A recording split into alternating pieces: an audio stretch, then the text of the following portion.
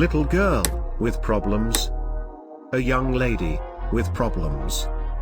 A young man, with problems, a middle-aged man, still with problems, an old man, guess what, he is also with problems.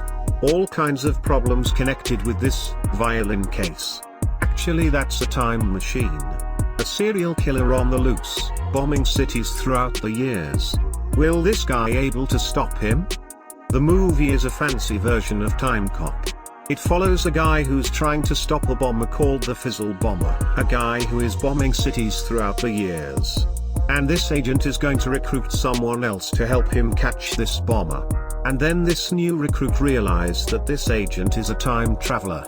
The movie has an IMDb score of 7.5 and a Rotten Tomato score of 83%. I can't stress this enough. For those of you who haven't watched Predestination, which is none of you, watch the movie before watching this video. But come back because we got amazing jokes. We see the protagonist trying to disarm a bomb. But we do not see his face. Actually, the movie goes out of its way to not show us his face, making us realize that a plot twist is coming. The obvious meaning of this statement is, don't do something until you are ready for it, and once you succeed don't try it again. But this is a movie, so let's see this statement summing up the whole movie. Movie finds a convenient way to hide all his features, so we'll have to wait for the twist to find out who he looks like and who he is. You will look different to what you remember. The problem is if they had technology good enough to freaking time travel, why cannot they reconstruct a face to look like it did before? But I am glad that there is no workout montage.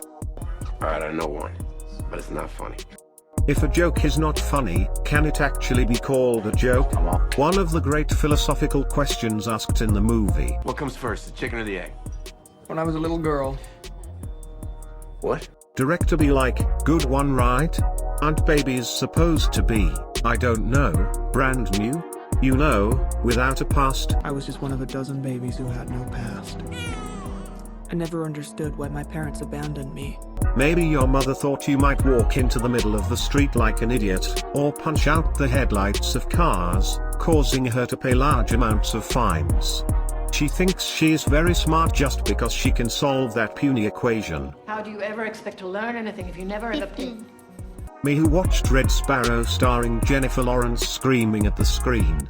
Jane, I work for a new organization, seeking young women like yourself. Run you bastard, run. And few questions arise from this conversation. Did she dye her hair? Why are the requirements this much specific? They were looking for respectable types, preferably virgins. They like to train them from scratch. Above average mentally and stable emotionally.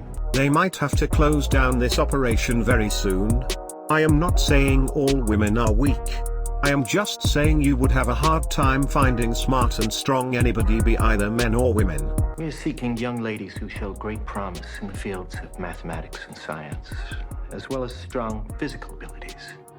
So all these women are that strong and smart?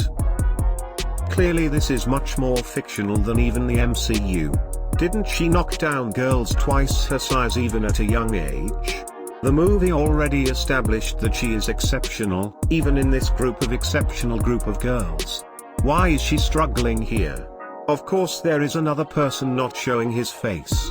What are the odds? Right? What are the odds? I didn't really understand what the job meant. They were very covert and secretive, but I knew it would change my life for the better. So it is confidential and the movie is over? To become a man? Well, now we know Hollywood is willing to go to any length to make a gender joke. Is this some kind of joke? She tells what the audience was thinking. Shaped face. Let me guess, his face is not going to be shown. Jane, I want you to count backwards from 10 for me. Remember when I said, no stupid montages? Those were good times.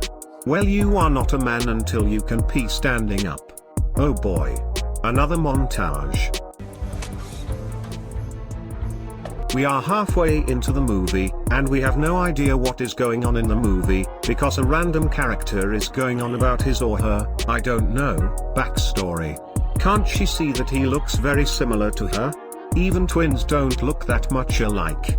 Either this guy is the bomber, or some weird stuff is going to happen. Another hidden face. Come on, movie. Well, both of them went to the Stormtrooper School of Shooting. A snake that eats its own tail forever and ever. A snake who eats its own tail forever and ever. Nice sentence to wrap up his life story. Alright. Thoughts? I can't wrap my head around how you can give birth to yourself with yourself as the partner. Your mother is you. Your father is you. And your son and your daughter are, guess what? You. Sounds like a bad Alabama joke. My opinion, the writer of this story has some serious issues.